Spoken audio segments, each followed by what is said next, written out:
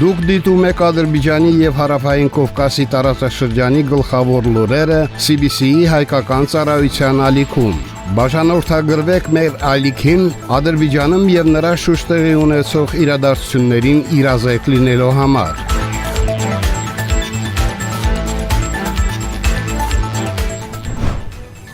Այսօր փետրվարի 2-ն է։ Օրվա գլխավոր լուրերը CBC-ի հայկական ծառայության եթերում։ Ադրբեջանի նախագահ Իլհամ Ալիևը զանգահարել է իրանցի գործընկերոջը եւ պատրաստակամություն է հայտնել նպաստել տարածաշրջանում լարվածության կարգավորմանը։ Ադրբեջանի արտաքին գործերի նախարարությունը դատապարտել է Պակիստանի Բելուջիստան նահանգում տեղի ունեցած ահաբեկչական հարձակումը։ Ամնի կողմից Իրանին հնարավոր հարվածի շուրջ անորոշությունը մտահոգություն է առաջացնում Ադրբեջանում։ Այս մասին The National-ին հայտարարել է Ադրբեջանի նախագահի օգնական Հիկմեթ Հաջիևը։ Այսօր Ադրբեջանում նշվում է երիտասարդության օրը։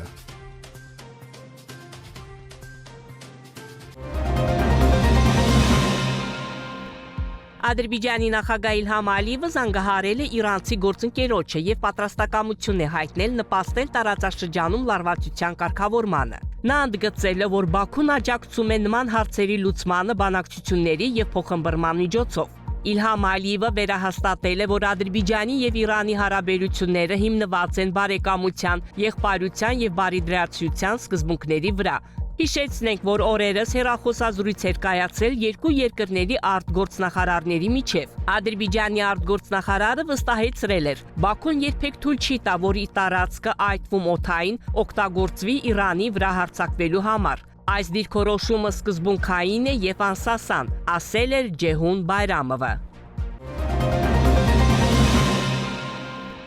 Ամերիկայի Միացյալ Նահանգների կողմից Իրանին հնարավոր հարվածի շուրջ անորոշությունը մտահոգություն է առաջացնում Ադրբեջանում։ Այս մասին The National-ին տված հարցազրույցում հայտարարել է Ադրբեջանի նախագահի օգնական Հիկմեթ Հաջիևը։ Իրավիճակն անկանխատեսելի է եւ այդ կապակցությամբ դժվար կլինի ճիշտ գնահատել բոլոր հնարավոր սպառնալիքները ու մարտահրավերները, որոնք կարող են առաջանալ, ասել է Հաջիևը։ Նա նաեւ նշել է, որ Ադրբեջանն իր մտահոգությունները Վաշինգտոնի հետ չի քննարկել։ Մենք այդ հարցը չենք քննարկում Միացյալ Նահանգների հետ եւ նրանք նույնպես երբեք այդ թեմայով կապի դուրս չեն եկել մեզ հետ։ Նրա խոսքով վերջին օրերին Ադրբեջանի պաշտոնյաները բանակցություններ են վարել իրանցի գործընկերների հետ։ Հիկմեթ Հաջիևը հավելել է, որ էներգետիկ ռեսուրսներով հարուստ Ադրբեջանն իրեն սեղմված է զգում երկու պատերազմների միջև։ Մի կողմից շարունակվում է ռուս-ուկրաինական պատերազմը, մյուս կողմից Իսրայելի եւ Իրանի միջև դիմակայությունը, ինչպես նաեւ Ամերիկայի Միացյալ Նահանգների մասնակցությունը այդ հակամարտությանը։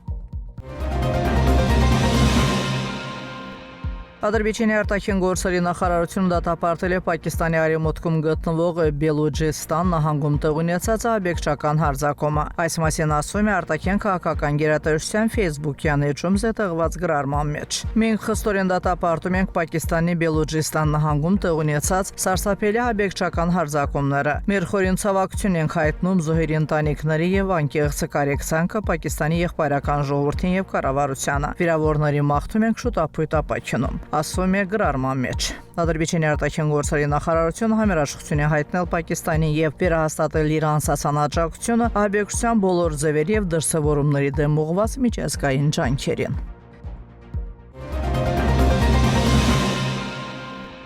Ադրբեջանի տարածքով Ռուսաստանից Հայաստանի ուղարկվել 1746 տոննա ընդհանուր քաշով հացահատիկի 25 վագոն։ Գնացքը ճանապարհ է ընկել Բիլաջարի կայարանից։ Գնացքը կշարժվի դեպի Վրաստան, որտեղից կուղևորվի դեպի Հայաստանի Դալարիկ կայարան։ Այս պահի դրությամբ Ադրբեջանի տարածքով Ռուսաստանից Հայաստան արդեն ուղարկվել է մոտ 19900 տոննա հացահատիկով 285 վագոն։ Նշենք, որ 2025 թվականի վերջից Հայաստանը իր կարիքները բավարարելու համար Ադրբեջանի տարածքով սկսել է հացահատիկ ու վառելիք ներմուծել։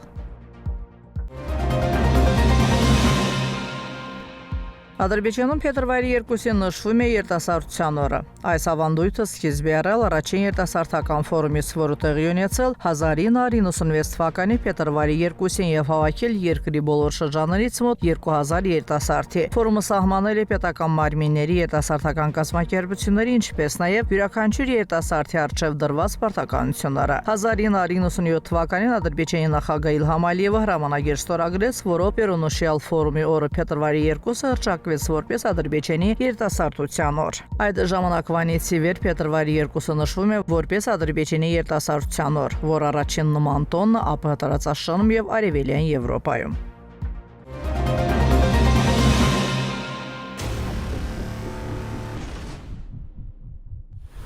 Մեր ալիքի տեղեկատվական գործընկերն է Երևան տեղեկատվական վերլուծական կենտրոնը։ Ադրբեջանցի եւ արտասահմանյան հեղինակների արդի վերլուծական նյութեր, հարցազրույցներ եւ հրապարակումներ, տարածաշրջանի պատմության, այսօրվա իրողությունների, ինչպես նաեւ ազգամիջյան ակամարտությունների պատճառների եւ հետևանքների վերաբերյալ։ Բոլոր այս նյութերին դուք կարող եք ծանոթանալ այցելելով կենտրոնի Երևանասկոմ կայքի Facebook-յան էջը։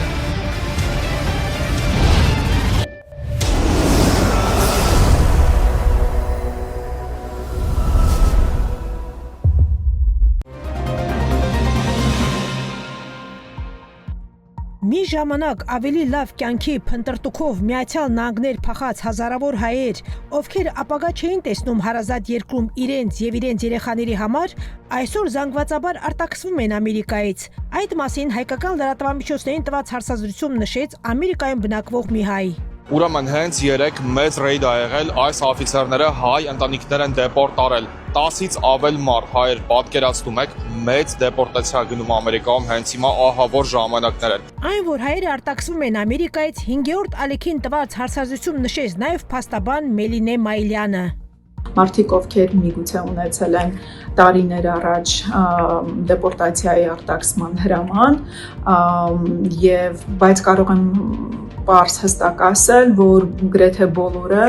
ամիսներ շարունակ միգուցե սպասել են այդ արտաքսմանը։ Ըստ հայկական լրատվամիջոցների, ԱՄՆ իշխանությունը նրանց մեղադրում է թալանի, կեղծարարության եւ բազմաթիվ այլ հանցագործությունների մեջ։ Նման հարցում ներքաշված են նաեւ Միացյալ Նահանգների հայ հոգեվորականները, ովքեր մեղադրվում են անպատշաճ վարքագծի եւ այլ հանցագործությունների մեջ։ Սա նրա վառապացույցն է, որ որոշ հայեր որտեղ էլ ապրեն, ժամանակի ընթացքում ցույց են տալիս իրենց իրական դեմքը։ Հարց է առաջանում, ինչ օրեր են սպասում Հայաստանին նրանց վերադարձից հետո։ Հարցի պատասխանը պարզ է։ Այսօր էլ Կանադայի հայ բնակիչները չեն մոռացել, թե ինչպես arczepiskopos Բագրատ Գալստանյանը $12 միլիոն հավաքեց կանադահայերից, իբր այնտեղ եկեղեցի կառուցելու պատրվակով։ Սակայն մի հրաշալի օր փողերը վերցնելով arczepiskoposը փախավ Հայաստան։ Նման հրեշավոր հանցագործությունից հետո Հայաստանում հայտնված Բագրատ Գալստանյանը որոշեց փրկել երկիրը, ինչպես ինքն էր բազմիս հայտարարում ներկա իշխանություններից։ Պարզ է, որ շուտ թե ուշ արդարությունը կհաղթանակեր։